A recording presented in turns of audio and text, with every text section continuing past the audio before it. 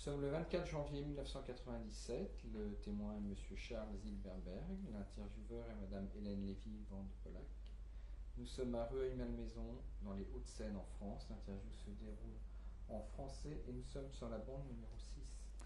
Voilà, donc Monsieur Zilberberg, vous allez nous présenter votre famille, je vous laisse vous-même. Bon, voilà, alors je vous présente ma femme, mon unique femme, non, qui couvre une période de près de 40 ans, presque déjà.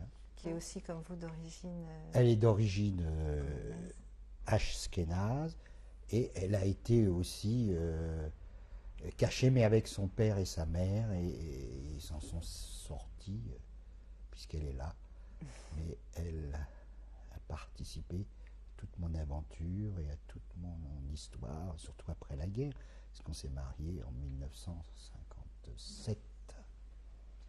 Et voilà mon fils, qui, bon, moi sans le vouloir, je l'ai marqué aussi par la guerre, parce que il vient de passer la semaine dernière son doctorat d'histoire sur une thèse qui parle des relations de l'opinion publique française vis-à-vis des États-Unis de 39 à 45, ce qui couvre une période tout à fait symbolique pour notre famille. Et c'est pas anodin qu'il ait choisi ce thème. Et choisi de faire de l'histoire déjà. oui. J'ai ma fille qui peut pas être là pour des raisons de bébé, et qui elle aussi est docteur en pharmacie. Elle a fait ISA, donc l'équivalent d'HEC, et elle a fait un enfant elle a voulu qu'il soit juif et d'un père juif, bien qu'elle n'ait pas épousé ce père pour l'instant. Et c'est sa contribution à la mémoire. Mais tout ça, pour moi, c'est très positif et très tourné vers la vie, vers l'espoir. Bon, on n'est pas triste du tout hein, dans notre famille.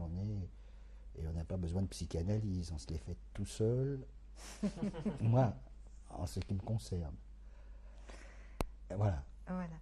Et est-ce que vous auriez un message, alors donc particulier, étant donné que vous avez une petite fille, donc quelqu'un qui est nouveau dans l'avenir, enfin dans le monde. Voilà, c'est peut-être une banalité. Même à vos enfants d'ailleurs. Oui. Moi, je pense que, bon, je suis médecin, je me suis battu. Moi, je suis pour la vie. Et la vie dans la dignité. Alors, il faut se battre pour la dignité, le troisième mot. Donc, il faut absolument lutter contre toutes les intolérances. Voilà, c'est le message que je peux donner. La vie digne dans la tolérance. Merci. Enfin, à moins que vous ayez... Oui. Dire autre chose? Ah bah, non, mais oui, j'essaye d'être synthétique, mais voilà, je dis, moi, je milite et je me bats pour la tolérance, et je me bats pour la vie parce que je suis médecin, et je me bats pour que la vie, elle soit digne parce que je suis juif et que j'ai beaucoup souffert de l'indignité. C'est ça. Pour être un être humain, il faut que vous vivez, mais ça suffit pas. Il faut que ce soit dans des conditions humaines, dignes. Chose que vous avez tout le temps transmis à Et c'est un message que je peux transmettre. Et bon, la tolérance, c'est le moyen, quoi. D'accord. Ok, je vous remercie. Et puis maintenant, on va regarder alors les documents et tant qu'il fait. Oui, oui, voilà. Bon, voilà. Ben, je pense qu'il ne faut pas surcharger les messages, il faut que ce soit des directions très claires. D'accord. Voilà, cette photo est une photo ancienne qui date même de Pologne, où il y a ma grand-mère, mon grand-père. Ma grand-mère tient justement un enfant qui est la fameuse tante Hélène à qui je dois tant. La petite fille qui est en dessous, c'est la tante Rivka. L'enfant qui est assis sur les genoux du grand-père est Max, le frère de mon père, et le garçon qui est au milieu, c'est mon père. La photo Voilà, cette photo est une photo qui montre mon père et ma mère, mon père militaire qui est en train de faire son service militaire, ma mère qui me tient dans ses bras. J'ai moins d'1 an, je viens de naître il n'y a pas longtemps, donc c'est une photo de famille que j'ai décrite dans mon histoire. Voilà, ça c'est la photo qui marque le mariage de mes parents. C'est tout ce que je peux en dire.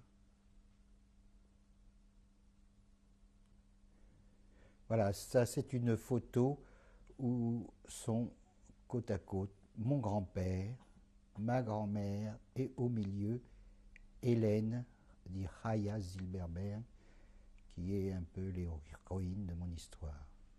Et les grands-parents qui se sont occupés Et les grands-parents se sont occupés de moi après la guerre et une partie de la guerre. Voilà. Cette photo date de la période de la drôle de guerre. Mon père a été rappelé et il est photographié là avec les copains de régiment.